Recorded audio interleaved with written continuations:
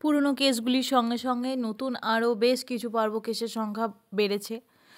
যারা গতকাল একটি বাচ্চা নিয়ে এসেছিল তারা আজকে 3টে 4টে এবং যেই মা কুকুরে যতগুলি বাচ্চা আছে তাদের সব কটাকে নিয়ে আসছে। কারণ আপনারা সকলেই জানেন পার্ভো ভাইরাস কুকুরের পটি এবং স্যালাইভা থেকে এক কুকুর থেকে আরেকটি কুকুরে ছড়িয়ে যায়।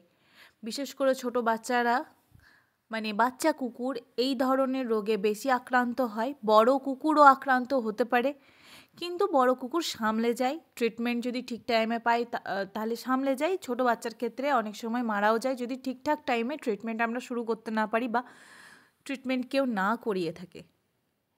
কিন্তু বর্তমানে বড় ছোট নির্বিশেষে আমাদের কাছে প্রচুর কুকুর। তার কিছু ভিডিও আপনাদের সঙ্গে আগে ভাগ করেছি, যেগুলো পুরনো কেস ছিল, এগুলি নতুন কেস।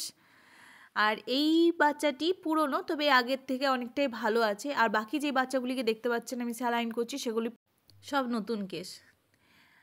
একটাই অনুরোধ করব, আমাদের জন্য প্রার্থনা করবেন আর সবাই যে যেমনভাবে পারবেন একটু করে এগিয়ে আসুন। আসলে এই ধরনের ট্রিটমেন্ট কন্টিনিউ করা আমাদের একার পক্ষে অসম্ভব।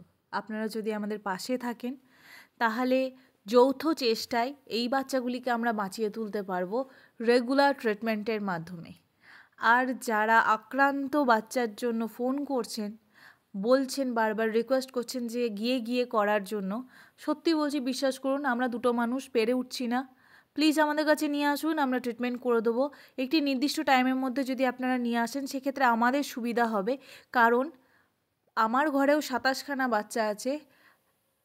এই ধরনের ট্রিটমেন্ট করার পর আমি গোটা জায়গাটি স্যানিটাইজ করে দিই, যাতে আমার যে ঘরে রেস্কিউ বাচ্চাগুলি আছে তাদের মধ্যে এই রোগ না ছড়িয়ে পড়ে। তাই একটু চেষ্টা করবেন আমার কাছে নিয়ে আসার এবং সঠিক টাইমে নিয়ে আসার।